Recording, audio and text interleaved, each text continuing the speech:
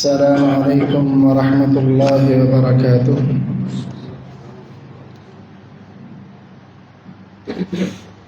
إن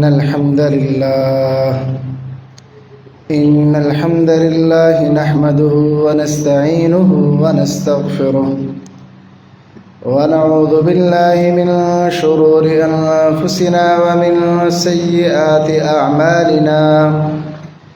من يهده الله فلا مضل له ومن يضلل فلا هادي له. وأشهد أن لا إله إلا الله وحده لا شريك له. وأشهد أن محمدًا عبده ورسوله. اللهم صل على محمد وعلى آل محمد كما صليت على إبراهيم وعلى آل إبراهيم إنك حميد مجيد. اللهم بارك على محمد وعلى آل محمد كما باركت على إبراهيم وعلى آل إبراهيم إنك حميد مجيد. أعوذ بالله السميع العليم من الشيطان الرجيم من همزه ونفخه ونفثه. بسم الله الرحمن الرحيم. يا أيها الناس اتقوا ربكم الذي خلقكم من نفس واحدة وخلق منها زوجها وبث منهما رجالا كثيرا ونساء. واتقوا الله الذي تساءلون به والأرحام إن الله كان عليكم رقيبا. يا أيها الذين آمنوا اتقوا الله حق تقاته ولا تموتن إلا وأنتم مسلمون. يا أيها الذين آمنوا اتقوا الله وقولوا قولا سديدا يصلح لكم أعمالكم ويغفر لكم ذنوبكم. ومن يطع الله ورسوله فقد فاز فوزا عظيما. أما بعد فإن خير الحديث كتاب الله وخير الهدي هدي محمد صلى الله عليه وسلم وشر الأمور محدثاتها وكل محدثة بدعة وكل بدعة ضلالة وكل ضلالة في النار. قال الله تعالى في القرآن المجيد: لقد رضي الله عن المؤمنين إذ يبايعونك تحت الشجرة فعلم ما في قلوبهم فأنزل السكينة عليهم وأثابهم فتحا قريبا. تحقیق اللہ راضی ہوا ان مومنین سے جب وہ بیعت کر رہے تھے درخت کے نیچے، پس جان لیا اس نے جو ان کے دلوں میں تھا، پس اس نے ان پر اطمینان کو نازل فرمایا اور ان کو جلد فتح عطا کی۔ محترم بھائیوں، آج کا خطبہ جمعہ خلیفہ سوم امیر المؤمنین خلیفۃ المسلمین حضرت عثمان بن عفان رضی اللہ تعالیٰ عنہ کے فضائل کے حوالے سے ہے۔ چند دن پہلے ایک اپنے آپ کو سنی کہلوانے والا، اگرچہ وہ سنی نہیں ہے، نام ہے اس کا یاسین قادری۔ عموماً میں نام نہیں لیا کرتا، لیکن جہاں پر صحابہ کی شان کا معاملہ ہو وہاں پر آگاہ کرنا ضروری ہے۔ اس نے ٹی وی پہ بیٹھ کے بحث چل رہی تھی کہ حضرت علی افضل ہے کہ حضرت عثمان افضل ہیں۔ وہ حضرت علی کو افضل بنانے کے لیے اس نے حضرت عثمان غنی رضی اللہ تعالیٰ عنہ کی شان میں کچھ معمولی گستاخی نہیں کی، ایسے الفاظ بولے کہ ایک غیرت مند انسان ان الفاظ کو برداشت نہیں کر سکتا۔ تو اسی لیے اور جو اس نے اعتراض کی حضرت عثمان غنی رضی اللہ تعالیٰ عنہ پر، انشاءاللہ جمعے کے آخر میں وہ حدیث جو اس نے بطور دلیل پیش کی اس حوالے سے بھی بات کروں گا۔ محترم بھائیو، جب ایک طرف ایک خاص طبقہ صحابہ کرام کی شان میں روزانہ کی بنیاد پر گستاخیاں کر رہا ہے، اور دن بدن ان کی زبانیں زیادہ ہی کھلتی جا رہی ہیں، تو ان حالات کے اندر ہمارا حق یہ بنتا ہے کہ ہم صحابہ کے فضائل کو، ان کی شان کو، ان کے حقیقی مقام کو عوام الناس کے سامنے رکھیں کہ صحابہ کیسی ہستیاں تھیں۔ جو مقام میں نے آپ احباب کے سامنے پڑھا، یہ قرآن مجید کی آیت کریمہ، اس کے اندر ایک بہت بڑے واقعے کی طرف اشارہ ہے، اور اس واقعے کو کہا جاتا ہے بیعت رضوان۔ حضرت عثمان غنی رضی اللہ تعالیٰ عنہ کی شان کے لیے صرف یہ ایک واقعہ ہی کافی تھا، لیکن انشاءاللہ العظیم ہم ان کے فضائل میں چند ایک باتیں آپ احباب کے سامنے رکھیں گے۔ حضرت عثمان غنی رضی اللہ تعالیٰ عنہ یہ عام الفیل کے 6 سال بعد پیدا ہوئے۔ عام الفیل سے مراد وہ سال ہے کہ جس سال ابرہہ لشکر لے کے آیا تھا۔ ابرہہ یمن کا گورنر تھا نجاشی کی طرف سے، اور اس نے ایک کلیسا بنایا بیت اللہ کے مقابلے میں کہ لوگ اس کا طواف کریں، تو بنو کنانہ کے ایک شخص نے اس کے کلیسے پر غلاظت مل دی، جس سے یہ غصہ اسے آیا، اور اس نے 60,000 کا لشکر لے کے یہ مکہ کے قریب، مینا کے قریب وادی محصر میں اس نے آ کر پڑاؤ ڈالا۔ ہاتھیوں نے آگے جانے سے انکار کر دیا، اللہ نے پرندے بھیجے، انہوں نے ان کے ہاتھوں میں اور ان کی چونچ میں کنکر تھے جو انہوں نے پھینکے، اور یہ کھائے ہوئے گھس کی طرح ہو کے رہ گیا پورا لشکر۔ یہ جب واقعہ ہوا ہے، اس واقعے کے 50 یا 55 دن بعد رسول اللہ صلی اللہ علیہ وسلم پیدا ہوئے ہیں، اور اس واقعے کے 6 سال بعد حضرت عثمان غنی رضی اللہ تعالیٰ عنہ پیدا ہوئے۔ گویا حضرت عثمان غنی رضی اللہ تعالیٰ عنہ رسول کریم صلی اللہ علیہ وسلم سے 6 سال بعد میں پیدا ہوئے ہیں۔ جب آپ کی عمر کا 34واں سال تھا اور رسول اللہ صلی اللہ علیہ وسلم نے نبوت کا اعلان کیا، اور سب سے پہلے اپنے یار غار کو دعوت دی، انہوں نے دعوت قبول کر لی۔ اب نبی کریم صلی اللہ علیہ وسلم بھی لوگوں کو دعوت دے رہے ہیں، ادھر حضرت ابوبکر نے بھی آگے دعوت دی، اور آگے جن کو دعوت دی ہے وہ ہیں حضرت عثمان غنی رضی اللہ تعالیٰ عنہ۔ پہلی دفعہ جب حضرت ابوبکر نے دعوت دی ہے نا، حضرت عثمان غنی رضی اللہ تعالیٰ عنہ نے پہلی دفعہ ہی اس دعوت کو قبول کیا اور مسلمان ہوئے۔ یہ اسلام لانے والوں میں ان کا 4تھا نمبر ہے، اسلام لانے والوں میں حضرت عثمان غنی رضی اللہ تعالیٰ عنہ کا 4تھا نمبر ہے۔ حضرت عثمان غنی رضی اللہ تعالیٰ عنہ کی اسلام لانے سے قبل جو سیرت ہے، وہ سیرت یہ تھی کہ آپ نے زمانہ جاہلیت میں، اس زمانے میں جہاں پر شراب کوک کی طرح پی جاتی تھی، شراب ان کا مشروب تھا جیسے ہمارا کوک پیپسی مشروب ہے، اس وقت شراب اس طرح پی جاتی تھی۔ اس زمانے میں حضرت عثمان غنی رضی اللہ تعالیٰ عنہ نے کبھی شراب نہیں پی، اسلام سے قبل، جبکہ شراب کو لوگ جائز سمجھتے تھے۔ حضرت عثمان غنی کی جاہلیت والی زندگی بھی بڑی پاکیزہ تھی کہ آپ نے اس زندگی میں بھی کبھی شراب نہیں پی، اور وہ جاہلیت کا زمانہ کہ جب زنا کو کوئی بڑا گناہ نہیں سمجھا جاتا تھا، اور اس زنا کو باقاعدہ نکاح کا نام دیا گیا تھا، باقاعدہ نکاح کا، حضرت ہماری عائشہ کی حدیث صحیح بخاری میں موجود ہے، زنا کو نکاح کا نام دے رکھا تھا۔ یہ جو زنا کرواتی ہیں مختلف مکانوں پر، یہ عورتیں بیٹھا کرتی تھی، لوگ جایا کرتے تھے ان کے پاس زنا کے لیے، لیکن اس کو نکاح سمجھا جاتا تھا اس معاشرے میں۔ حضرت عثمان غنی رضی اللہ تعالیٰ عنہ کہتے ہیں فواللہ ما ظننت فی الجاہلیہ ولا فی الاسلام، اللہ کی قسم ہے میں نے نہ کبھی جاہلیت میں زنا کیا نہ کبھی اسلام میں۔ یعنی یہ کوئی عام صحابی نہیں ہے کہ ان کا کردار وہ اسلام کے بعد بڑا پاکیزہ ہوا ہے، اسلام سے قبل بھی ان کی شان بہت بلند تھی، اور مکے کے اندر ان کا ایک مقام تھا بہت اونچا۔ جوانی سے پہلے یہ لکھنا پڑھنا سیکھ چکے تھے، جوانی کی عمر میں پہنچے تو تجارت کا پیشہ اختیار کیا۔ نبی کریم صلی اللہ علیہ وسلم نے اعلان نبوت فرمایا تو انہوں نے اسلام قبول کیا۔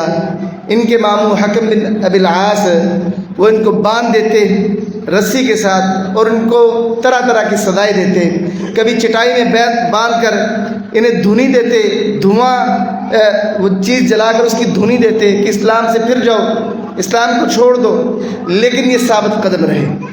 کچھ عرصہ گزرا، نبی کریم صلی اللہ علیہ وسلم نے اپنی دوسری بیٹی، سب سے بڑی بیٹی ہے زینب رضی اللہ تعالیٰ عنہ، دوسری بیٹی ہے حضرت رقیہ رضی اللہ تعالیٰ عنہا، ان کی شادی حضرت عثمان غنی رضی اللہ تعالیٰ عنہ سے کر دی۔ ان کے پاکیزہ کردار کو دیکھتے ہوئے، ان کی حیا کو دیکھتے ہوئے इनका इतना पकीज़ा किरदार था कि रसूल करीम सल्लल्लाहु अलैहि वसल्लम ने अपनी लख्त जिगर का निकाह हज़रत उस्मान बिन अफ़्फ़ान रज़ी अल्लाह तआला अन्हु से कर दिया। अभी कुछ अरसा ही गुजरा था कि तकरीबन ऐलान नबूवत को 5 साल हुए थे। मुशरिकीन मक्का की जुल्म सितम में बड़ी तेज़ी आ गई थी और मुसलमानों पर उन्होंने बहुत ज़्यादा जुल्म ढाने शुरू कर दिए। तो रसूल करीम सल्लल्लाहु अलैहि वसल्लम ने मक्का के मुसलमानों को इजाज़त दी कि तुम हबशा की तरफ हिजरत कर जाओ। हज़रत उस्मान बिन अफ़्फ़ान रज़ी अल्लाह तआला अन्हु अपनी बीवी रुक़ैया रज़ी अल्लाह तआला अन्हा को लेकर हबशा की तरफ हिजरत कर गए।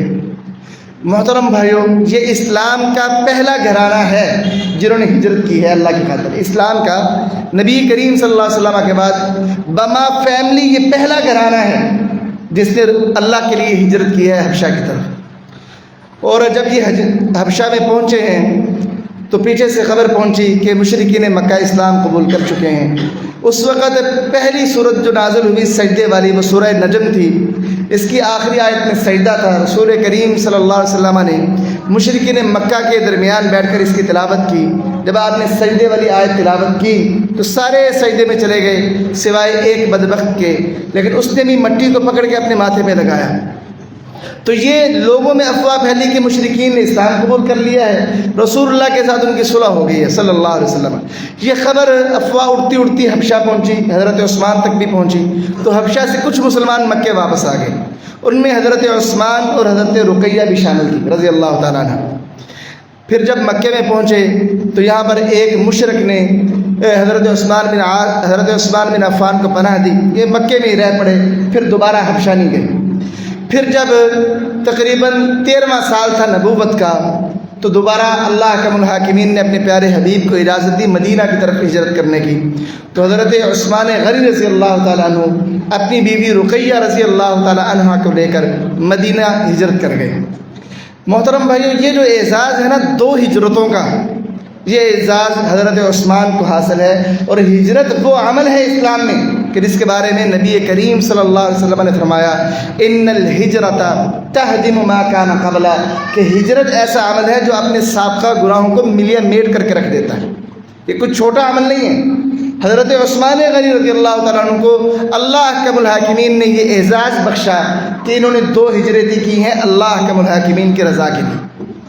मदीने पहुँचे तो जब बदर का वाक़या हुआ है, जंग हुई है बदर की, रसूलुल्लाह सल्लल्लाहु अलैहि वसल्लम निकले बदर के लिए। हज़रत उस्मान बिन अफ़्फ़ान रज़ी अल्लाह तआला अन्हु की शदीद ख्वाहिश थी कि मैं भी आपके साथ जंग में जाऊँ, लेकिन नबी करीम सल्लल्लाहु अलैहि वसल्लम की बेटी जो इनके निकाह में थी हज़रत रुक़ैया रज़ी अल्लाह तआला अन्हा, वो शदीद बीमार थी। तो रसूल करीम सल्लल्लाहु अलैहि वसल्लम ने इन्हें हुक्म दिया कि आप मदीने में ठहरें, आपने जंग में नहीं जाना। और साथ इनके उसामा बिन ज़ैद रज़ी अल्लाह तआला अन्हु को कहा कि आप भी इनके साथ मिलके हज़रत रुक़ैया की तीमारदारी करें। उधर जंग बदर हो रही है, इधर हज़रत रुक़ैया फौत हो गई हैं। जब रसूल करीम सल्लल्लाहु अलैहि वसल्लम बदर से वापस आए हैं तो उस वक़्त उस्मान बिन अफ़्फ़ान रज़ी अल्लाह तआला अन्हु रसूलुल्लाह की लख्त जिगर को दफनाने से फारिग हो चुके थे जब अल्लाह के रसूल बदर से वापस आए हैं। तो अभी कुछ अरसा गुजरा है, ये बदर 2 हिजरी में हुआ है, 3 हिजरी का साल आया है और महीना है रबीउल अव्वल या रबीउल सानी का। रसूल करीम सल्लल्लाहु अलैहि वसल्लम ने अपनी दूसरी बेटी उम्मे कुलसूम का निकाह कर दिया हज़रत उस्मान बिन अफ़्फ़ान रज़ी अल्लाह तआला अन्हु से, कि वो उस्मान के आज का बेनमाज मुसलमान अपने आप को कहलवाने वाला जिनके बारे में ज़बान दराज करता है, रसूल करीम सल्लल्लाहु अलैहि वसल्लम उनसे अपनी दूसरी बेटी का निकाह कर रहे हैं और जमादा उला में उनकी रुख़्सती हुई है। अगर हज़रत उस्मान बिन अफ़्फ़ान की वफ़ादारी में कोई शक था, अगर हज़रत उस्मान बिन अफ़्फ़ान का किरदार कोई अच्छा नहीं था या उनके बाकी मामलात इस्लाम के साथ वो मुखलस नहीं थे, तो कभी भी रसूलुल्लाह सल्लल्लाहु अलैहि वसल्लम ये एज़ाज़ के दामाद नबी, ये एज़ाज़ कभी हज़रत उस्मान बिन अफ़्फ़ान को न मिलता। और जब से अल्लाह ताला ने आदम अलैहिस्सलाम को तख्लीक किया है तब से लेकर क़यामत तक इस रुए ज़मीन पर सिर्फ हज़रत उस्मान बिन अफ़्फ़ान को ये एज़ाज़ हासिल है कि किसी भी नबी की 2 बेटियां एक बंदे के निकाह में। ये एज़ाज़ कायनात के अंदर किसी भी इंसान को हासिल नहीं है कि एक नबी की 2 बेटियां यके बाद दिगरे एक बंदे के निकाह में हुई हों। किसी नबी की 2 बेटियां यके बाद दिगरे एक बंदे के निकाह में नहीं हुई कभी। یہ اعزاز فقط عثمان بن عفان رضی اللہ تعالیٰ عنہ کے حصے میں آیا ہے کہ جن پر آج کا بے نماز پلید اپنے آپ کو مسلمان کہلوانے والا بھونکتا ہے. اور پھر حضرت عثمان بن عفان رضی اللہ تعالیٰ عنہ، جیسا کہ آپ احباب کو شروع میں یہ بات بتائی کہ یہ پڑھنا لکھنا سیکھ چکے تھے جوانی سے پہلے ہی. اب جب اسلام آیا تو رسول اللہ تو لکھنا پڑھنا جانتے نہیں تھے صلی اللہ علیہ وسلم، یہی آپ کا معجزہ بھی ہے.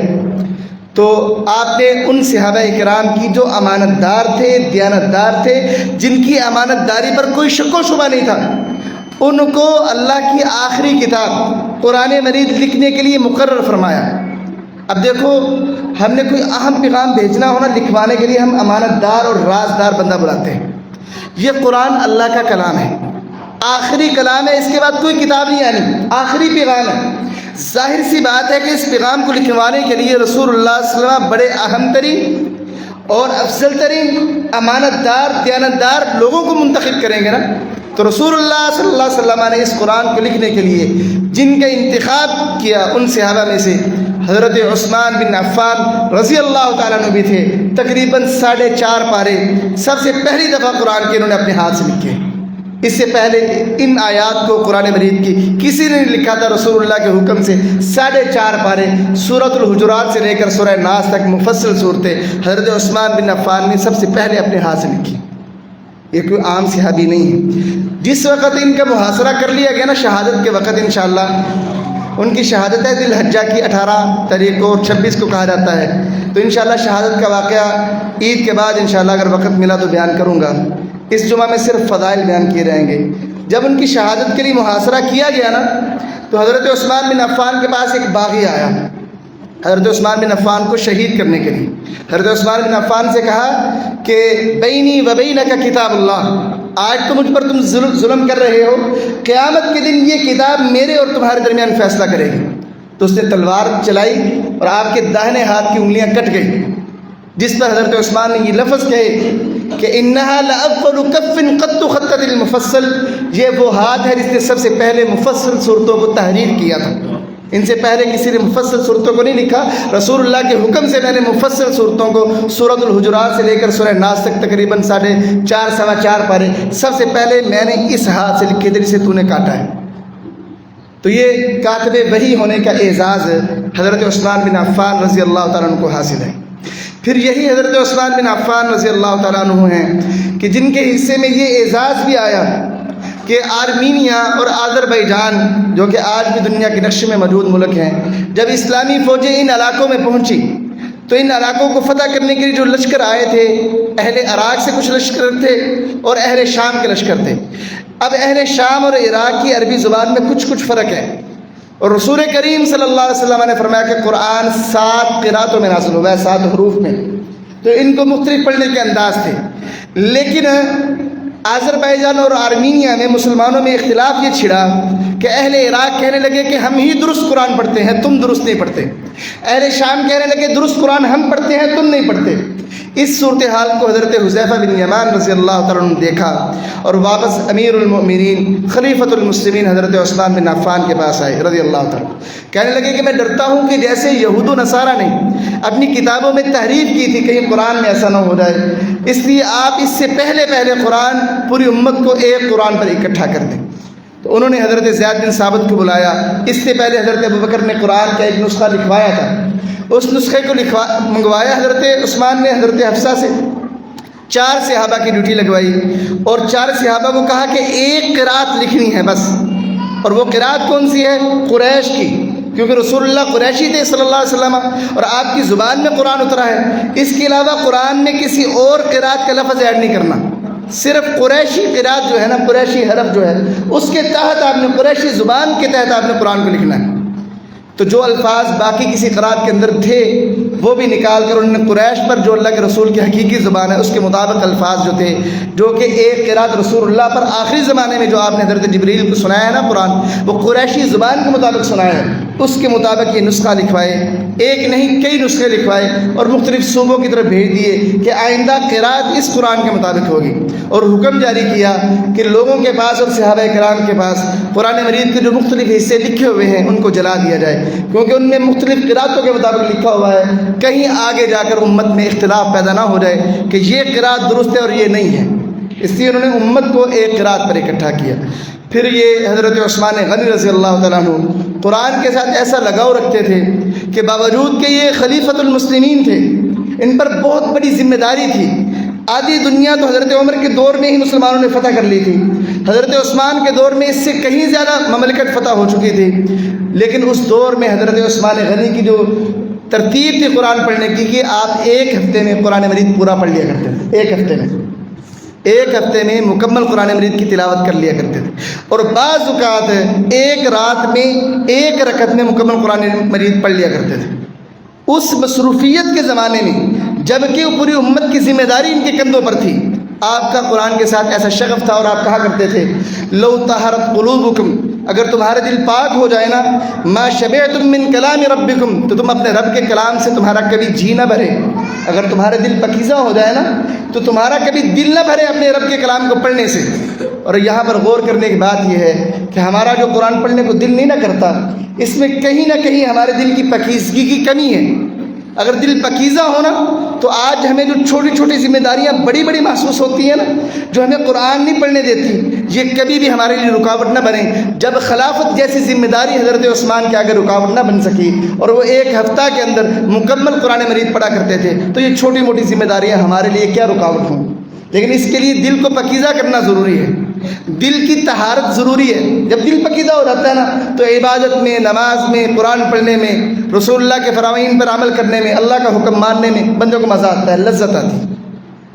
محترم بھائیو، حضرت عثمان بن عفان رضی اللہ تعالیٰ عنہ کا یہ عمل، آج کا جو مسلمان ہے حضرت عثمان پر اعتراض کرنے لگے نا، اس سے کہنا چاہیے کہ پہلے ایسا عمل پیش کرو۔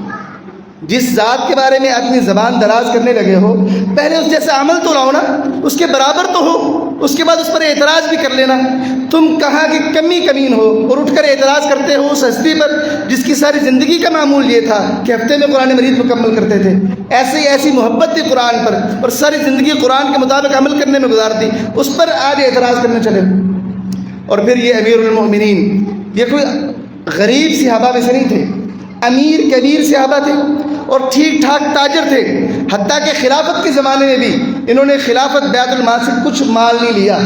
حضرت ابوبکر صدیق رضی اللہ تعالیٰ عنہ خلیفہ بنے تو خلافت کی بوجھ کی وجہ سے یہ سردی اور گرمی کے ایک ایک جوڑا لیتے تھے اور کھانے کے لیے چیزیں بیت المال سے آتی تھی۔ لیکن جب حضرت عثمان غنی خلیفہ بنے ہیں انہوں نے بیت المال سے کچھ بھی نہیں لیا اپنی ذات کے لیے، اپنی ذات کے لیے بیت المال سے کچھ بھی نہیں لیا۔ بہت امیر کبیر یہ صحابی تھے، لیکن ان کی سادگی ایسی عظیم الشان تھی کہ امام حسن بصری کہتے ہیں رحمہ اللہ، کہتے ہیں میں نے دیکھا حضرت عثمان بن عفان کو مسجد نبوی میں کے اندر، رأیت عثمان بن عفان فی المسجد فی الملحفۃ، میں نے حضرت عثمان بن عفان کو دیکھا مسجد میں ایک چادر لیے ہوئے، وہ لیٹے ہوئے تھے اور ان کے ارد گرد کوئی نہیں تھا، وہو امیر المؤمنین، اور وہ ان دنوں امیر المؤمنین تھے۔ سادگی کی انتہا یہ تھی کہ مال اتنا زیادہ ہے کہ خلیفہ بننے کے باوجود انہوں نے بیت المال سے کچھ نہیں لیا، لیکن مسجد نبوی میں زمین پر لیٹے ہوئے ہیں چادر لے کر اور ارد گرد کوئی نہیں ہے، اور خلیفۃ المسلمین آدھی دنیا سے زیادہ کے بادشاہ اور مالک ہیں، اتنی زیادہ ان کی سادگی ہے۔ محترم بھائیو، اگر ان صحابہ کے اندر کوئی چیز ہوتی ہے نا اسلام کے حوالے سے تو ہمیں ان میں شان و شوکت نظر آتی، دنیا کی محبت نظر آتی کہ وہ بندہ جو دنیا کا بادشاہ ہے، خلیفہ ہے آدھی دنیا کا، آدھی دنیا سے زیادہ کی مملکت کا، اس کا رہن سہن ایک زمین پر لیٹنا کس کے لیے ہے؟ اگر وہ چاہتا تو محل تعمیر نہیں کروا سکتا تھا، چاہتا تو بہترین انتظام نہیں کر سکتا تھا بستروں کا، چاہتا تو اس کے ارد گرد سیکیورٹی گارڈ نہیں ہو سکتے تھے۔ مسجد نبوی میں لیٹا ہے اور کوئی سیکیورٹی نہیں ہے، اکیلا لیٹا ہے، اگر چاہتا تو کیا کچھ نہیں ہو سکتا تھا۔ یہ ساری چیزیں کس کے لیے چھوڑی اس صحابی نے؟ کیا اللہ کے لیے نہیں چھوڑی؟ جس صحابی نے اختیار ہوتے ہوئے، مال و دولت ہوتے ہوئے اپنے لیے دنیا کی آسائش کو پسند نہیں کیا، آج اس صحابی پر ہم دنیا دار ہونے کے اور رسول اللہ سے بے وفائی کرنے کے فتوے لگائیں، کیا ہمارے لیے یہ بات مناسب ہے؟ کہ وہ صحابی جس نے ساری زندگی رسول اللہ کے لیے قربان کر دی، اللہ کے لیے اس نے دنیا کی آسائش اور نعمتوں کو کوئی وقت نہیں دی۔ محترم بھائیوں، یہ حضرت عثمان بن عفان رضی اللہ تعالیٰ عنہ ہی تھے کہ ان کا یہ جو ایک خصوصیت ہے یہ کسی اور میں اس قدر نہیں تھی جس قدر خصوصیت یہ والی جو اب بیان کروں گا حضرت عثمان غنی رضی اللہ تعالیٰ عنہ میں تھی۔ یہ حیا میں بہت زیادہ حیا والے تھے۔ رسول کریم صلی اللہ علیہ وسلم نے فرمایا ارحم امتی بامتی ابو بکر، میری امت پر رحم کرنے کے اعتبار سے ابو بکر سب سے زیادہ رحم کرنے والے ہیں۔ واشدہم فی امر اللہ عمر، اور دین کے معاملے میں سب سے زیادہ سخت عمر رضی اللہ تعالیٰ عنہ ہیں۔ وَأَصْدَقُهُمْ حَيَاءً عثمان بن عفان، اور حیا میں سب سے زیادہ سچے عثمان بن عفان ہیں۔ حضرت حسن رضی اللہ تعالیٰ عنہ حضرت علی کے لخت جگر فرماتے ہیں کہ جب سے حضرت عثمان نے اسلام قبول کیا یہ کھڑے ہو کے غسل بھی نہیں کرتے تھے، حیا کی وجہ سے بیٹھ کے کرتے تھے۔ یہ غسل بھی کھڑے ہو کے نہیں کیا کرتے تھے، اتنے حیا والے تھے۔ اما عائشہ بیان کرتی ہیں کہ رسول کریم صلی اللہ علیہ وسلم گھر میں تشریف فرما تھے، ایک آدمی آیا، اجازت مانگی، آپ نے اجازت دی، دیکھا کہ ابو بکر ہے۔ آپ کے بیٹھنے کا انداز یہ تھا کہ آپ تھوڑا سا لیٹے ہوئے تھے، آپ کی پنڈلیوں سے کپڑا ہٹا ہوا تھا۔ ابو بکر رضی اللہ تعالیٰ عنہ تشریف لائے، آپ اسی حالت میں رہے۔ حضرت ابو بکر نے گفتگو کی، پھر حضرت عمر آئے، انہوں نے اجازت طلب کی، آپ اسی حالت میں رہے۔ حضرت عمر آئے، انہوں نے گفتگو کی رضی اللہ تعالیٰ عنہ مجمعین۔ پھر حضرت عثمان غنی رضی اللہ تعالیٰ عنہ تشریف لائے۔ آپ کو جب علم ہوا کہ حضرت عثمان آ رہے ہیں، آپ گھبراہٹ کے انداز سے اٹھے۔ اما عائشہ کے آگے لفظ ہے حدیث میں کہ اللہ کے رسول آپ گھبرا گئے تھے، ایسا آپ پہلے نہیں گھبرائے۔ حضرت ابو بکر اور عمر کی دفعہ رضی اللہ تعالیٰ عنہ، آپ گھبرائے کیوں؟ اور آپ سیدھے ہو کے بیٹھ گئے، آپ نے اپنی پنڈلیوں پر کپڑا ڈال لیا۔ فرمایا عائشہ الا استحیی من رجل تستحیی منہ الملائکہ، کیا میں اس بندے سے حیا نہ کروں جس سے فرشتے بھی حیا کرتے ہیں؟ یہاں پر سمجھنے والی بات کیا ہے، حیا کیا ہے؟ رسول اللہ نے کس کی حیا کی صلی اللہ علیہ وسلم؟ عثمان بن عفان کی حیا کی ہے۔ کیا کی ہے؟ حیا۔ حیا میں ایک بات یہ ہوتی ہے کہ خیال کے لیے گفتگو کرتے ہوئے، حیا کا ایک تقاضا کیا ہے کہ جس سے گفتگو کی جاتی ہے اگر اس کی حیا کرتے ہو نا، الفاظ کا چناؤ بہت اچھا کرو۔ جس کی حیا کرتے ہو نا، اور جس سے آپ بے ادبی کرو گے نا، وہ آگے کیا کرتے ہیں، یار تجھے تو حیا، تجھ میں تو حیا نہیں ہے، تجھے تو ذرا شرم نہیں ہے میرے بارے میں۔ اب جس صحابی کی رسول اللہ حیا کر رہے ہیں صلی اللہ علیہ وسلم، آج اسی نبی کے امتی اپنے آپ کو کہلوانے والے جو کہ فقط دعوے دار ہیں، حقیقت میں نہیں، وہ اس صحابی کی حیا کرتے رہے اور اس صحابی پر اپنی زبان دراز کرتے ہیں۔ اور ہمارے استاد محترم، اگرچہ میں اس زبان کو پسند نہیں کرتا، لیکن وہ بھی ایسی زبان فقط اسی موقع پر بولتے ہیں۔ نام ہے عبد الرحمن عابد حفظہ اللہ، وہ کہتے ہیں یہ بلی کتے ہیں، ان کی 1.5 گز لمبی زبانیں ہیں جو صحابہ کے بارے میں بھونکتی ہیں۔ حقیقت یہ ہے کہ جس صحابی کا حیا رسول اللہ نے کیا ہے، اس پر تو پوری امت پر فرض ہو رہتا ہے کہ اس صحابی کا حیا کرے، اپنی زبان کو اس کے متعلق استعمال کرتے ہوئے انتہائی احتیاط کرے کہ ہمارے پیارے نبی نے اس بندے کا حیا کیا۔ لیکن آج اپنے آپ کو اہل سنت میں کہلوانے والا نام نہاد یاسین قادری جب بات کرتا ہے عثمان بن عفان رضی اللہ تعالیٰ عنہ کے بارے میں، تو اپنی زبان کو ایسی دراز کرتا ہے، ایسے لفظ بولتا ہے کہ بندہ وہ الفاظ اپنے باپ کے بارے میں بھی سننا پسند نہیں کرتا۔ ایک لفظ اس میں یہ تھا کہ میں کہوں گا کہ مرد جا رہی تھی، عورت آ رہا تھا۔ نعوذ باللہ حضرت عثمان کو عورت سے تشبیہ دی کہ آپ انتہائی بزدل تھے۔ یہ الفاظ اس نے ٹی وی پہ بیٹھ کے کہے ہیں، ٹی وی پہ۔ پتہ نہیں کیسے وہ ٹی وی اینکر بھی کوئی بڑا بے حیا انسان ہے جو اس طرح کے مناظرے کرواتا ہے اور وہاں بیٹھا ہوا ہے۔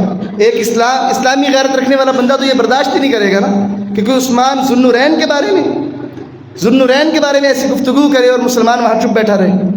تو بہرحال اس نے اتنی جرت کی ہے ٹی وی پہ بیٹھ کر، کس عثمان کے بارے میں رضی اللہ تعالیٰ عنہ، کہ جس کی حیا رسول اللہ بھی کر رہے ہیں صلی اللہ علیہ وسلم۔ آپ سیدھے ہو کے بیٹھ گئے ہیں، عثمان آ رہے ہیں، اور ساتھ کہا کہ عائشہ اگر میں سیدھا نہ ہوتا نا اور میں یہ اس طرح کپڑے کو سیدھا نہ کرتا، عثمان بات ہی نہ کر پاتا رضی اللہ تعالیٰ عنہ۔ وہ اتنی حیا والے ہیں، مجھ سے بات ہی نہ کر پاتے۔ اور اس عثمان سے فرشتے بھی حیا کرتے ہیں، نبی بھی حیا کرتا ہے، فرشتے بھی حیا کرتے ہیں، لیکن اس امت میں کہلوانے والے بدبخت کمینے قسم کے لوگ وہ اس صحابی کی حیا نہیں کرتے۔ محترم بھائیو، یہ صحابی وہ عظیم الشان صحابی ہے کہ جب امت پر کوئی مشکل وقت آیا، اس مشکل وقت میں مسلمانوں کا سہارے بننے والا یہ صحابی ہے۔ مدینے میں مسلمان آئے ہیں، مدینے میں اس وقت ایک قوم ہے جس کا نام ہے روما۔ وہ میٹھا کنواں ہے، اب سارے لوگ اس کنویں سے پانی لیتے ہیں۔ اب وہ جس کا کنواں ہے وہ فروخت کرتا ہے، مہاجرین ہجرت کر کے آئے ہیں، ہاتھ میں کچھ نہیں ہے، پانی کس سے خریدیں؟ مسلمانوں کو اس مسئلے میں بڑی تنگی کا شکار ہے، وہ رسول اللہ کے پاس شکایت جاتی ہے کہ پانی کا مسئلہ ہے۔ آپ کہتے ہیں میں یحفر بئر روما، کون ہے جو روما کو خریدے گا اور وقف کرے گا؟ یہ حضرت عثمان تھے، کوئی صحابی نہیں اٹھا۔ کس کے پاس اتنی وسعت نہیں تھی جتنی وسعت حضرت عثمان کو اللہ نے دی تھی؟ یہ اٹھے، اللہ کے رسول میں اس کنویں کو خرید کر وقف کروں گا۔ یہ مشکل ترین معاملہ تھا مسلمانوں پر کہ پانی کا حصول مشکل ہو چکا تھا، لیکن حضرت عثمان غنی آگے بڑھے، انہوں نے یہ کنواں خرید کر دیا۔ پھر اسی طرح مسجد نبوی کو جب تعمیر کیا ہے نبی کریم صلی اللہ علیہ وسلم نے، تو یہ چھوٹی تھی مسجد، جب مسلمانوں کی تعداد بڑھی تو اب مسجد اپنی تنگی کی شکایت کرنے لگی، تو رسول اللہ صلی اللہ علیہ وسلم نے پھر کہا کون ہے من یبتاع مربد بنی فلان، کون ہے جو فلاں کا کھیت کھلیان خرید کر وقف کرے گا مسجد کے لیے؟ حضرت عثمان کہنے لگے میں ہوں اللہ کے رسول۔ مسجد نبوی کی توسیع کے لیے جو زمین دی ہے وہ حضرت عثمان نے خرید کر دی۔ پھر جب جنگ تبوک کا موقع آیا، 30,000 کا لشکر ہے، 30,000 کا، اور فاصلہ کتنا؟ تقریباً 500 میل کا فاصلہ ہے مدینے سے تبوک کا۔ رسول اللہ نے فرمایا صلی اللہ علیہ وسلم سخت گرمی کا موسم ہے، کون ہے جو اس لشکر کو سامان فراہم کرے گا؟ من یجہز جیش العسرہ، کون ہے جو اس لشکر کو سامان فراہم کرے گا؟ حضرت عثمان کہنے لگے میں ہوں اللہ کے رسول، میں ہوں اللہ کے رسول۔ یہ ہیں عثمان کہ جب بھی اسلام کو ضرورت پڑی ہے حضرت عثمان نے کہا میں ہوں اللہ کے رسول، میں تعاون کروں گا۔ کہیں فکر نہیں کی کہ میرا مال چلا جائے گا۔ اب جیش العسرہ کا موقع ہے، غزوہ تبوک کا، انہوں نے کہا اللہ کے رسول میں تیار کروں گا۔ انہوں نے تیار کیسے کیا؟ یہ گھر گئے، 1000 دینار لے کے آئے، 1000 دینار سونے کے سکے لا کر رسول اللہ کی جھولی میں انہیں پلٹ دیا۔ رسول اللہ ہاتھوں سے الٹ پلٹ رہے ہیں اور ساتھ خوشی کا اظہار فرما رہے ہیں۔ 1000 دینار پتہ کتنا ہوتا ہے؟ 20 دینار بندے کے پاس ہونا تو زکوٰۃ فرض ہو رہتی ہے سونے کی، 7.5 تولے بنتا ہے 20 دینار۔ 20 دینار کتنا سونا ہے؟ 7.5 تولے، اور 1000 دینار تقریباً 374 تولے یا تقریباً 4.25 کلو اتنا سونا بنتا ہے، جو اس وقت اچھا سونے کی قیمت نا ہر زمانے میں یہ قیمتی چیز رہی ہے، ہر زمانے میں۔ اس وقت 1 دینار میں بکری، نصف دینار میں بکری آ جاتی تھی، نصف دینار میں، اور آج کے دور میں بھی تقریباً اتنے کی بکری آتی ہے یا اس سے کچھ کم پیسوں میں آ جاتی ہوگی۔ نصف 8 دینار کا 20 دینار 7.5 تولے بنتے ہیں، 20 دینار 7.5 تولے، تقریباً 1 تولہ 3 سے 4 دینار کا 1 تولہ بنتا ہے، اور 1 دینار تقریباً یہ 60 سے 65 ہزار اتنی رقم بنتی ہے، اس سے زائد نہیں بنتی۔ اتنے کا ہی بکرا آتا ہے آج کل، اس وقت میں بھی اتنے کا ہی آتا تھا بکرا۔ تو بات کرنے کا مقصد یہ ہے کہ سونے کی قیمت تب بھی یہی تھی، سونے کی قیمت اب بھی یہی ہے۔ سونے کی قیمت سٹیبل رہتی ہے، یہ کاغذی کرنسی ہے نا، اس میں اونچ نیچ ہوتی ہے، سونا سٹیبل رہتا ہے۔ تو اس وقت بھی سونا بڑا قیمتی تھا۔ 1000 دینار ایک ہی وقت میں حضرت عثمان غنی رضی اللہ تعالیٰ عنہ نے وہ رسول اللہ کی خدمت میں لا کر پیش کی، اور جو مسجد کی زمین خریدی تھی نا وہ 20 سے 25 ہزار درہم میں خریدی تھی، اور 200 درہم ہونا بندے کے پاس زکوٰۃ فرض ہو رہتی، 200 درہم ہو تو زکوٰۃ فرض ہو رہتی ہے۔ 20 سے 25 ہزار کی وہ زمین لے کر انہوں نے وقف کی تھی رسول اللہ صلی اللہ علیہ وسلم، جب آپ نے اعلان کیا کہ مسجد کے لیے زمین وقف کرو، 20 سے 25 ہزار درہم کی۔ یہ ہیں عثمان بن عفان جنہوں نے اپنا مال اسلام کے لیے قربان کیا، اور جب بھی اسلام کی ضرورت پڑی کوئی بہانہ نہیں کیا، کوئی عذر نہیں کیا، اور بڑھ چڑھ کر حصہ لیا۔ پھر اس کے بدلے میں ان کو اعزاز کیا ملا؟ ان کو 2 اعزاز ملے۔ پہلا اعزاز کہ ان کے لیے دنیا کے اندر یہ بات طے ہو گئی کہ یہ معاف شدہ عثمان ہے۔ معاف شدہ یہ بہت بڑا ٹائٹل ہے۔ جب آپ نے روما کے بارے میں کہا نا من یحفر بئر روما غفر اللہ له، کون ہے جو روما کا کنواں خرید کر دے گا اللہ اسے معاف کر دے گا۔ حضرت عثمان نے خرید کر دیا۔ پہلی دفعہ یہ موقع تھا جب اس ٹائٹل کو حاصل کیا کہ حضرت عثمان معاف شدہ لوگوں میں شامل ہو گئے۔ پھر جب کہا کہ مسجد کی زمین کون خرید کر دے گا، ساتھ کہا غفر اللہ له، اللہ اس کو بھی معاف کر دے گا۔ اس دفعہ بھی حضرت عثمان اٹھے، اللہ کے رسول میں لے کر دوں گا۔ یہ دوسری دفعہ اس ٹائٹل کے مستحق بنے، غفر اللہ له، کہ اللہ نے انہیں معاف کر دی۔ پھر تیسری دفعہ جب غزوہ تبوک کا موقع تھا، کہا کون غزوہ تبوک کے لیے سامان فراہم کرے گا، اللہ اسے معاف کر دے گا۔ حضرت عثمان نے کہا میں کروں گا۔ رسول اللہ نے ٹائٹل کیا دیا؟ کہا ما ذر عثمان ما عمل بعد اليوم. پہلی 2 دفعہ کیا کہا کہ اللہ نے معاف کر دیا، تم معاف شدہ عثمان ہو. تیسری دفعہ کیا کہا ما ذر عثمان ما عمل بعد اليوم، عثمان کو کوئی عمل نقصان نہیں پہنچائے گا آج کے بعد، جو بھی وہ کرے، کوئی بھی عمل کر لے اس کو کوئی اس کا کیا ہوا کوئی عمل بھی نقصان نہیں دے گا، اس پر گناہ نہیں ہوگا اس کا. اتنا بڑا ٹائٹل کس کو ملا ہے؟ حضرت عثمان غنی رضی اللہ تعالیٰ عنہ کو، جن کو 3 دفعہ رسول اللہ یہ ٹائٹل دے دیں کہ عثمان معاف شدہ ہے، عثمان آج کے بعد جو عمل کرے اللہ نے اس کا معاف کر دیا ہے. آج ان کو ہم عدالت کے کٹہرے میں کھڑا کر لیں حضرت عثمان کے اور ان پر جرا شروع کر دیں، ہمیں کون سا حق ہے؟ ہمارا تو یہ ہماری ذمہ داری نہیں ہے کہ صحابہ کو عدالت میں کھڑا کریں اور ان پر جج بنیں. اللہ نے ان کا فیصلہ کر دیا ہے رضی اللہ عنہم ورضوان. ہم تو جج ہیں ہی نہیں، ہمیں تو اپنی فکر کرنی چاہیے کہ ہم نے ابھی رب کی عدالت میں پیش ہونا ہے، ابھی رب نے ہمارے بارے میں فیصلہ کرنا ہے. صحابہ کے بارے میں تو فیصلہ قرآن میں آ گیا نا، رضی اللہ عنہم ورضوان. ہمارے بارے میں تو فیصلہ نہیں آیا نا، ہمارے بارے میں فیصلہ آنا ہے، ہمیں تو اپنی فکر کرنی چاہیے. آج فکر پڑی ہے صحابہ کی. ہم محترم بھائی صحابہ کی فکر چھوڑیں، اپنے ایمان کی فکر کریں. ان کا ایمان اللہ کو اتنا پسند آیا، اللہ نے ان کے لیے رضامندی کا سرٹیفکیٹ رہتی دنیا تک قرآن میں نازل کر دیا. محترم بھائیوں، یہ حضرت عثمان غنی رضی اللہ تعالیٰ عنہ تھے کہ جن کے بارے میں رسول اللہ نے یہ اعلان کیا صلی اللہ علیہ وسلم کہ جب فتنے پیدا ہوں گے نا اس وقت میرا یہ صحابی ہدایت پر ہوگا، فتنوں کے دور میں بھی میرا یہ صحابی ہدایت پر ہوگا. کعب بن عجرہ کہتے ہیں رضی اللہ تعالیٰ عنہ، رسول اللہ صلی اللہ علیہ وسلم نے فتنوں کا ذکر کیا، اتنے میں ایک بندہ نا سر ڈھانپے ہوئے گزرا، تو آپ نے کہا یہ جو بندہ جا رہا ہے نا ان دنوں جن دنوں فتنہ ظاہر ہوگا نا یہ بندہ حق پہ ہوگا. کہتے ہیں میں جلدی سے اٹھا، میں اس بندے کے پیچھے گیا، میں نے جب دیکھا نا تو وہ عثمان بن عفان تھے رضی اللہ تعالیٰ. میں نے ان کا چہرہ رسول اللہ کی طرف کیا صلی اللہ علیہ وسلم، میں نے کہا اللہ کے رسول یہ بندہ؟ آپ نے فرمایا ہاں یہی بندہ. جب فتنے ظاہر ہوں گے نا میرا یہ صحابی ہدایت پر ہوگا، حق پر ہوگا. جس صحابی کو سرٹیفکیٹ ہے کہ وہ ہدایت پر ہوگا، آج اس کے ایمان پر شک کیا جاتا ہے، اسے عورتوں سے تشبیہ دی جاتی ہے اور اسے بزدل کا طعنہ دیا جاتا ہے. جو صحابی جس کے ہدایت پر ہونے کا رسول اللہ نے اعلان کیا ہے، پھر ایک دفعہ نہیں. حضرت ابو ہریرہ کہتے ہیں ہم بیٹھے تھے، رسول اللہ نے فتنوں کا ذکر کیا اور کہا یہ جو بندہ گزر رہا ہے نا، تب بھی حضرت عثمان گزر رہے تھے، کہا یہ بندہ اور اس کے ساتھی اس دن ہدایت پر ہوں گے. کہتے ہیں میں اٹھ کر گیا، اس کا چہرہ رسول اللہ کی طرف کیا، کہا یہ بندہ؟ کہا یہی بندہ. ھذا یومئذ ومن معہ علی الہدی، یہ اور اس کے ساتھی اس دن حق پر اور ہدایت پر ہوں گے. پھر آپ نے فرمایا کہ جب فتنے ظاہر ہوں گے نا علیکم بالامین واصحابہ، تم امین صحابی کو اور اس کے ساتھیوں کو لازم پکڑ لینا. پوچھنے پر آپ نے بتایا کہ امین سے مراد میرا عثمان ہے صلی اللہ علیہ وسلم رضی اللہ تعالیٰ عنہ، کہ جب فتنے ظاہر ہوں گے تو میرا امین صحابی اس کو لازم پکڑنا.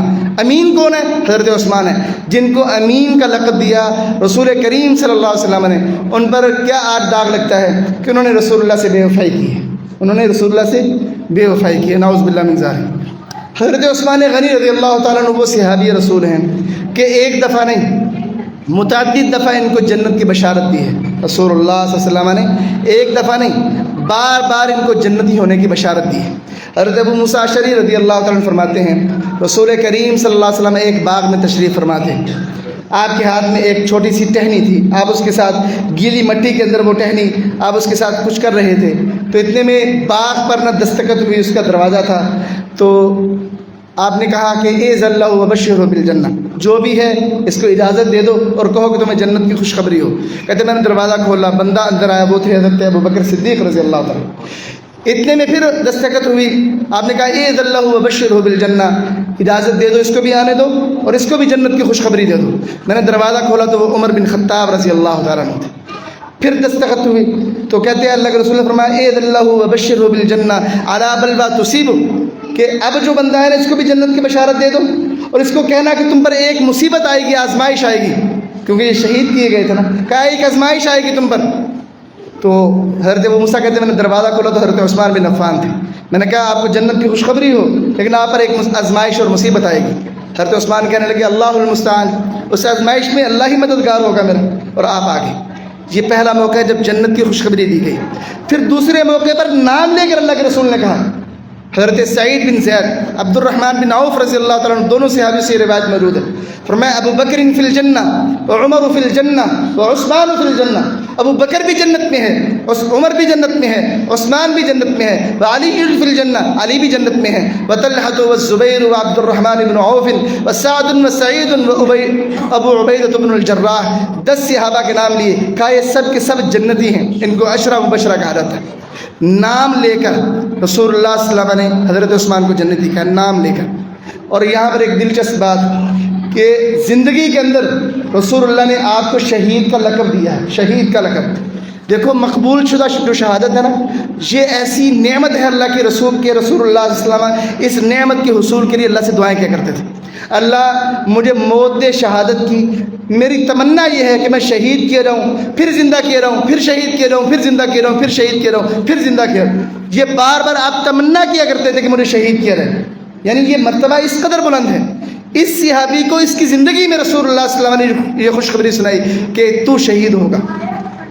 حضرت انس بیان کرتے ہیں کہ احد پہاڑ پر رضی اللہ تعالیٰ عنہ کہ نبی کریم صلی اللہ علیہ وسلم، حضرت ابو بکر، حضرت عمر، حضرت عثمان یہ احد پہاڑ پر چڑھے، احد پہاڑ کانپنے لگا اور فرمایا اسبت احد، اے احد ٹھہر جا، فانما علیک نبی وصدیق وشہیدان، تجھ پر ایک نبی ہے، ایک صدیق ہے اور 2 شہید ہیں۔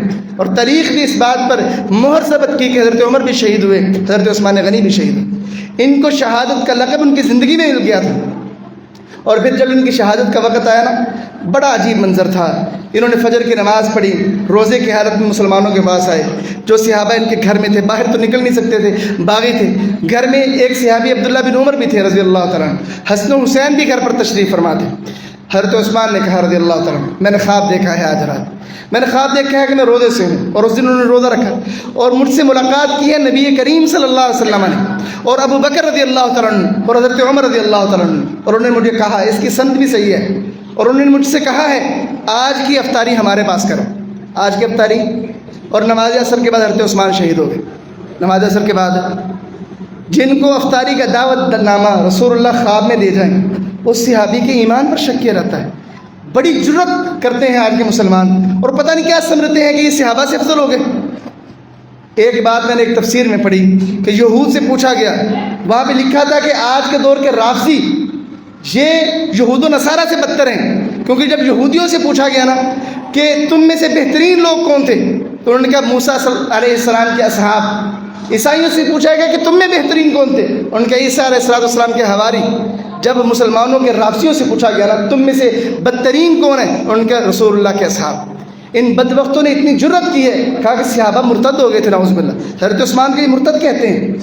اتنی بڑی جرت کرتے ہیں کہ وہ صحابی جس کو شہادت سے کچھ گھنٹے پہلے خواب کی حالت میں رسول اللہ دعوت نامہ دے کے جا رہے ہیں، اور صحابی خود بتا رہا ہے میرے خواب میں رسول اللہ آئے تھے صلی اللہ علیہ وسلم، مجھ سے کہہ کے گئے ہیں عثمان آج کے روزے کی افطاری ہمارے پاس کرنی، اور سند بھی اس کی صحیح ہے۔ اور حضرت عثمان اسی خواب کے مطابق عصر کے بعد شہید ہو گئے، اور افطاری رسول اللہ صلی اللہ علیہ وسلم کے پاس۔ جن کو یہ اعزازات حاصل ہیں، کیا ان کا یہ حق بنتا ہے کہ ان پر بہتان درازیں کی جائیں، ان کے حوالے سے زبانیں دراز کی جائیں؟ اب ذرا آخر میں وہ حدیث جو ٹی وی پہ بیٹھ کر یاسین قادری نے، بدبخت نے حضرت عثمان پر طعن کرنے کے لیے جو حدیث بطور حوالہ دی، جنگ احد کا موقع ہے، جنگ احد کا اب مسلمانوں کو فتح حاصل ہو چکی ہے۔ یہ لمبا قصہ ہے جنگ احد میں کیا ہوا۔ اسی مہینے میں جنگ احد ہوئی ہے، شوال کے مہینے میں۔ اب جنگ احد میں جب مسلمانوں کو فتح حاصل ہوگی نا، اس کے بعد پیچھے سے حضرت خالد بن ولید نے دوبارہ حملہ کیا، اس وقت مسلمان نہیں ہوئے تھے۔ اب آگے سے جو دشمن تھا وہ بھی واپس پلٹ آیا، مسلمان چکی کے 2 پارٹوں میں پس گئے، پیچھے سے بھی دشمن ہے، آگے سے بھی دشمن ہے۔ رسول اللہ ایک طرف ہیں، صحابہ کرام اگلی صفحے پیچھے پلٹی کہ رسول اللہ کے دفاع کریں صلی اللہ علیہ وسلم، اور مسلمانوں کو یہ بھی خیال نہ رہا کہ ایک مسلمان صحابی نے حضرت حذیفہ بن یمان کے والد کو شہید کر دیا مشرک سمجھتے ہوئے۔ اتنی بھگدڑ مچ گئی اس معرکے میں، اور یہاں پر افواہ پھیل گئی۔ حضرت مصعب بن عمیر یہ مسلمانوں کا جھنڈا اٹھائے ہوئے تھے۔ اب عبداللہ بن قمہ ایک مشرک تھا، وہ آگے بڑھا، اس نے دایاں ہاتھ کاٹا، حضرت مصعب نے بائیں ہاتھ میں جھنڈا کر لیا، اس نے بایاں کاٹا، انہوں نے اپنے گھٹنوں کے درمیان جھنڈا پکڑ لیا، اس نے ان کو شہید کر دیا۔ تو حضرت مصعب کی کچھ شکل رسول اللہ سے ملتی تھی صلی اللہ علیہ وسلم، تو اس نے مشرکوں سے کہا کہ میں نے نعوذ باللہ جناب محمد صلی اللہ علیہ وسلم کو نعوذ باللہ شہید کر دیا۔ اب مسلمان ہمت ہار بیٹھے کہ ہمارے نبی، ہمارے پیارے محبوب جن کے لیے ہم لڑنے آئے ہیں، جانیں قربان کرنے ہیں، وہی شہید ہو گئے۔ اب مسلمانوں کے 3 گروہ ہو گئے۔ ایک گروہ تھا جس نے میدان جنگ چھوڑ دیا اور مدینے کی جانب چل پڑے، ان میں حضرت عثمان بن عفان تھے۔ اللہ نے ان کی اس بات پہ سرزنش کی ہے کہ اگر یہ بات حقیقت بھی تھی تو تمہیں میدان جنگ نہیں چھوڑنا چاہیے تھا. یہ اللہ نے سرزنش کی ہے، لیکن ساتھ فرمایا وَلَقَدْ عَفَا اللَّهُ عَنْهُمْ، اللہ تمہیں معاف کر چکا ہے، اللہ تمہیں معاف کر چکا ہے. دوسرا گروہ تھا انہوں نے تلواریں پھینکی اور بیٹھے رہے، مایوس ہو گئے، اللہ کے رسول فوت ہو گئے، شہید ہو گئے، اب ہماری جنگ کرنے کا کیا فائدہ. تیسرا گروہ تھا جنہوں نے کہا جب اللہ کے رسول شہید ہو گئے تو پھر ہمارے زندہ رہنے کا کیا فائدہ، وہ لڑنے لگے. اتنے میں رسول اللہ صلی اللہ علیہ وسلم کے بارے میں معلوم ہوگا کہ آپ زندہ ہیں، تو باقی صحابہ بھی میدان جنگ میں شریک ہوئے. یہ جو ایک گروہ صحابہ کا احد کا میدان چھوڑ چکا تھا نا، یہ مدینے پہنچے تو انہیں علم ہوا کہ رسول اللہ بھی حیات ہیں، یہ سبھی واپس پلٹے. لیکن جب احد میں پہنچے تو جنگ ختم ہو چکی تھی. لیکن ان کا یہ عمل احد سے جانا اللہ نے اس کو پسند نہیں کیا. اب یہ معاملہ ہے جنگ احد کا، حضرت عثمان غنی رضی اللہ تعالیٰ کا میدان احد چھوڑنے کا. کیا افواہ کیا پھیلی کہ اللہ کے رسول شہید ہو گئے. ایک بصرہ سے آدمی آیا رافضی، وہ آ کے حضرت عبداللہ بن بیت اللہ میں حج کے لیے آیا. اس نے کہا کہ یہ جو گروہ بیٹھا ہے یہ کن کا ہے؟ لوگوں نے بتایا قریش کا ہے. کہا یہ جو بزرگ بیٹھے ہیں یہ کون ہے؟ ان کے صحابی رسول عبداللہ بن عمر ہے. وہ عبداللہ بن عمر کے پاس آیا، کہنے لگا اس بیت اللہ کی قسم دے کے آپ سے کچھ سوال کرنا چاہتا ہوں، صحیح صحیح جواب دیجیے گا. ان کا کرو. ان کا پہلا سوال میرا یہ ہے کہ حضرت عثمان جنگ احد سے فرار ہو گئے تھے؟ حضرت عبداللہ بن عمر نے صبر کیا اور کہا ہاں. اس نے کہا دوسرا سوال، جنگ بدر میں حضرت عثمان شامل نہیں ہوئے تھے؟ حضرت عبداللہ بن عمر کہا ہاں ٹھیک بات ہے. ان کا تیسرا سوال، جب بیعت رضوان ہوئی تو حضرت عثمان بیعت رضوان میں شامل نہیں ہوئی؟ انہوں نے کہا ہاں. وہ بندہ جانے لگا نا، حضرت عبداللہ بن عمر نے کہا ادھر آؤ، ان کے جواب بھی لیتے جاؤ، ان کے جواب بھی. رہی بات جنگ احد کی تو واقعات حضرت عثمان نے میدان جنگ چھوڑا تھا، اس کی وجوہات تھی، لیکن اللہ نے ان کی سرزنش کی اور ساتھ ہی ان کی معافی کا سرٹیفکیٹ قرآن میں نازل کیا جو رہتی دنیا تک لوگ تلاوت کریں گے. ان الذين تولوا منكم يوم التقى الجمعان استذلهم الشيطان ببعض ما كسبوا ولقد عفا الله عنهم. بے شک وہ لوگ جو میدان چھوڑ گئے، جب دو جماعتیں آپس میں مد مقابل ہوئی تو ان کو شیطان نے ان کے بعض اعمال کی وجہ سے بہکا دیا. وَلَقَدْ عَفَا اللَّهُ عَنْهُمْ، تحقیق اللہ ان صحابہ کو معاف کر چکا. جب اللہ معاف کر چکا ہے تو تم کو روتے ہو ان صحابہ پر تان کرنے والے. اور یہاں سے وہ کیا نکال رہا تھا کہ نعوذ باللہ حضرت عثمان بے وفا ہیں. اگر بے وفا ہوتے نا، جنگ احد کے بعد ہوا ہے غزوہ ذات الرقاع، رسول اللہ تشریف لے کے جا رہے ہیں غزوہ ذات الرقاع پر. پیچھے مدینے میں امیر کس کو بنایا ہے؟ عثمان بن عفان کو. کیا کوئی بندہ اپنا دارالحکومت کسی بے وفا بندے کے حوالے کرتا ہے؟ جنگ احد کی بات کے بعد ہے غزوہ ذات الرقاع، اور ایک اور غزوہ ہوا غزوہ عثمان. دونوں میں مدینے کا امیر جس کو بنایا ہے وہ عثمان بن عفان ہے جنگ احد کے بعد. اگر جنگ احد میں جیسا کہ تم خیال کرتے ہو کہ حضرت عثمان نے بے وفائی کی، کہ رسول اللہ جنگ احد کے بعد امیر بناتے مدینے کے حضرت عثمان بن عفان کو؟ اگر حضرت عثمان بے وفا ہوتے. یہ بدبخت لوگ ہیں، یہ بدبخت. اس وقت بھی ایسے لوگ تھے اور صحابہ کرام ان کا منہ بند کیا کرتے تھے، اور آج کے دور میں بھی. حضرت عبداللہ بن عمر نے کہا میں گواہی دیتا ہوں کہ اللہ کی قسم اللہ نے حضرت عثمان کو معاف کر دیا تھا. رہی بات کہ بدر میں شریک نہیں ہوئے، اس کی وجہ یہ ہے کہ رسول اللہ کی بیٹی بیمار تھی. آپ نے حکم دیا تھا کہ عثمان مکے مدینے میں رہیں، میری بیٹی کی تیمارداری کرو، اور فوت ہو گئی. تو رسول اللہ نے یہ فرمایا تھا کہ اے عثمان، تیرے لیے بدر جیسا جو صحابہ بدر میں شامل ہوئے جو اجر ان کو ملا تجھے بھی ملے گا. وہ اجر مدینے میں رہتے ہوئے حضرت عثمان کو بھی ملا اور مال غنیمت سے حصہ بھی ملا. رہی بات کہ بیعت رضوان میں شامل نہیں تھے آپ، بیعت رضوان ہوئی حضرت عثمان کی وجہ سے کہ حضرت عثمان مکہ گئے، ان کی شہادت کی افواہ پھیلی. رسول اللہ نے صحابہ سے کہا میرا صحابی شہید ہو گیا، اس کا انتقام لیے بغیر نہیں جاؤں گا. اے میرے صحابہ میرے ہاتھ پر بیعت کرو موت پر. صحابی کس کے لیے بیعت کی؟ حضرت عثمان غنی کے لیے. ان کے بارے میں افواہ کیا پھیلی کہ وہ شہید ہو گئے. تو رسول اللہ صلی اللہ علیہ وسلم نے 1400 صحابہ سے بیعت لی، اور آخر میں آپ نے کیا کیا؟ آپ نے اپنا دایاں ہاتھ اٹھایا صحابہ کے سامنے. حدیث کے لفظ ہیں صحیح بخاری کے، فرمایا ھذا ید عثمان، یہ میرا دایاں ہاتھ ابھی عثمان کا ہے. فضرب علی یدی، پھر آپ نے دائیں ہاتھ کو دوسرے ہاتھ پہ رکھا اور کہا ھذہ لعثمان، یہ بیعت میں عثمان کی طرف سے کر رہا ہوں. اتنا یقین تھا کہ موت پر بیعت رسول اللہ نے اپنے ہاتھ کی ایک ہاتھ سے دوسرے ہاتھ پر کی اور کہا یہ عثمان کی بیعت ہے موت پر. اتنا یقین تھا کہ اگر موت پر عثمان کو بلایا جائے گا رضی اللہ تعالیٰ عنہ، کبھی عثمان پیچھے نہیں رہے گا رضی اللہ تعالیٰ. اتنا یقین تھا رسول اللہ صلی اللہ علیہ وسلم. اور یہ پھر وہ صحابی ہیں کہ 9 ہجری جب آپ کی دوسری بیوی رسول اللہ کی دوسری بیٹی ام کلثوم فوت ہوئی نا، ان کو دفن کیا. اس کی سند حسن ہے، صحیح سند کے ساتھ. حضرت عثمان غمگین کھڑے ہیں، آخری بات غمگین کھڑے ہیں، رسول اللہ پاس آتے ہیں صلی اللہ علیہ وسلم، عثمان کو غمگین دیکھتے ہیں رضی اللہ تعالیٰ. کہتے ہیں عثمان اگر میری تیسری بیٹی ہوتی نا میں اس کے ساتھ بھی تیرا نکاح کر دیتا. یہ عثمان ہیں، آج ان کے بارے میں اپنی زبانیں دراز کرنے سے پہلے ہمیں سوچنا چاہیے۔ ان کا جانا کچھ نہیں، ہمارا رہنا کچھ نہیں۔ اللہ تعالیٰ ہمیں صحابہ کرام کا احترام اور ان کے ساتھ محبت کرنے کی توفیق عطا فرمائے۔ ما علیہ